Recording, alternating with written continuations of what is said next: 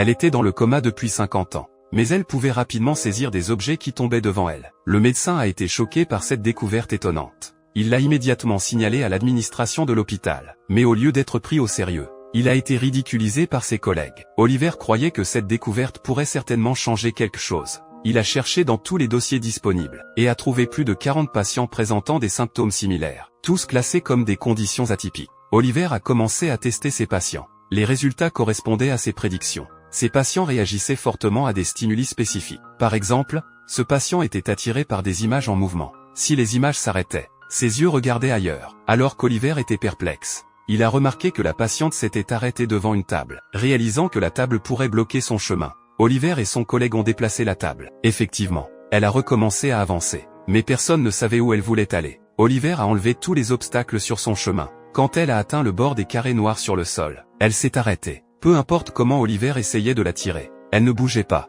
Oliver a pensé qu'elle voulait peut-être de l'eau. Alors il lui a versé un verre et le lui a offert. Mais ce n'était pas ce qu'elle voulait. Jusqu'à un jour, Oliver a vu une petite fille jouer à un jeu en bas. Une idée s'est formée dans son esprit. Oliver a dessiné des carrés noirs sur tout le sol de la salle de rééducation, puis a ramené la patiente à sa position précédente. Cette fois, elle a marché d'elle-même. Elle est allée à la fenêtre, et a admiré la vue dehors. Oliver a consulté de nombreux livres médicaux. Il a découvert que la définition scientifique de cette maladie était la stupeur catatonique. Cette condition avait été découverte il y a plus de 100 ans, mais il n'existait aucun traitement efficace. Oliver a rassemblé des patients présentant des symptômes similaires, et les a testés un par un. Il a découvert que certains s'intéressaient à la musique rythmée, d'autres répondaient à la musique triste. Plus étrange encore, si une personne faisait un mouvement, les autres suivaient avec le même geste. Oliver croyait qu'en trouvant le déclencheur correspondant à chaque personne, ils avaient tous une chance d'être guéris. Mais Jackson seul ne répondait à aucun stimulus. Jackson avait d'excellentes notes étant enfant, mais a soudainement perdu conscience à l'âge de 10 ans.